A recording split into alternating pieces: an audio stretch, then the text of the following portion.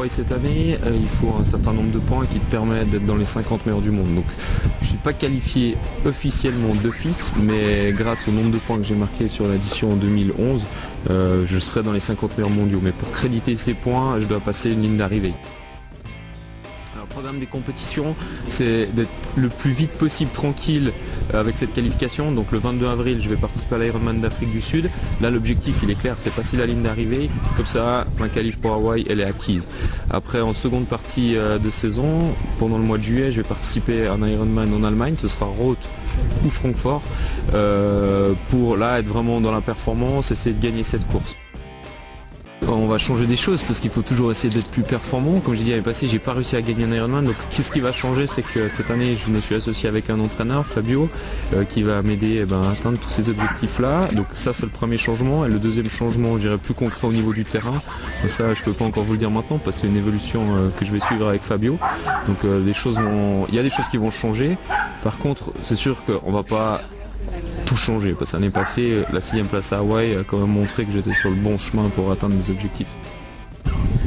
Alors pour la préparation mentale, c'est sûr que le jour de l'Ironman, il y a beaucoup de choses qui se passent dans la tête, parce que c'est vraiment une journée très longue, très difficile à gérer. Maintenant, je pense pas qu'il y ait un secret, chacun a des outils de travail différents. Pour moi, la préparation mentale, elle est pas très importante les jours avant la course. Par contre, c'est vrai que quand je suis concentré dans la performance, là, il n'y a pas vraiment de secret, mais vraiment rester focus sur son feeling.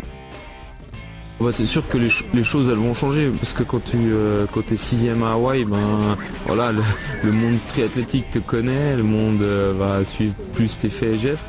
La pression j'en ai eu toute ma carrière. L'année passée avant Hawaï, voilà, j'arrive avec une 44e position mondiale, mais la pression elle est là parce que tu veux toujours donner le meilleur de toi-même, tes sponsors t'attendent, voilà, tout ça. Donc je pense pas que je vais changer grand chose, je vais juste essayer de rester dans le même longueur d'onde, dans les mêmes valeurs, ça veut dire rester le plus possible à l'écart de toute l'animation qu'il y a sur les jours avant la course, et puis me concentrer sur mon travail, et puis je profiterai plus des bons moments de la vie hawaïenne après la compétition.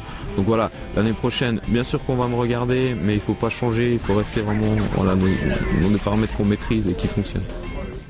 Bon, la motivation pour s'entraîner pour une course aussi longue, c'est sûr que c'est pas toujours la même. Il y a des jours qui sont plus difficiles, il faut pas rêver, on peut pas être motivé tous les jours. Par contre, ce que moi j'essaie toujours de me dire, c'est que je suis privilégié de faire ça, c'est une chance de pouvoir vivre du triathlon. Donc j'essaye d'honorer ce statut-là. Après, quand il y a des jours un petit peu moins bien, où la météo est pas bonne, où je suis vraiment fatigué, puis qu'il faut remettre la compression à l'entraînement, et là, je me motive en me disant, voilà, plus tu bosses dur à l'entraînement, plus la journée de course sera facile. Et puis quelque part c'est moi qui l'ai choisi, donc on m'impose pas toutes ces souffrances. Donc je pense que c'est aussi plus facile à accepter. Et puis quoi qu'il arrive, de toute façon, tous les moments de difficulté ou de sacrifice, ils sont oubliés quand au bout d'une compétition il y a une performance comme à Hawaï, ça c'est clair. Alors moi j'ai bien récupéré après Hawaï l'année passée, donc je me suis vraiment permis pratiquement 3 mois de coupure pour régénérer le physique et le mental aussi. Et pendant ma saison, j'ai toujours des breaks après un Ironman. Donc voilà, je vais faire 3 Ironman, enfin 2 avant Hawaï.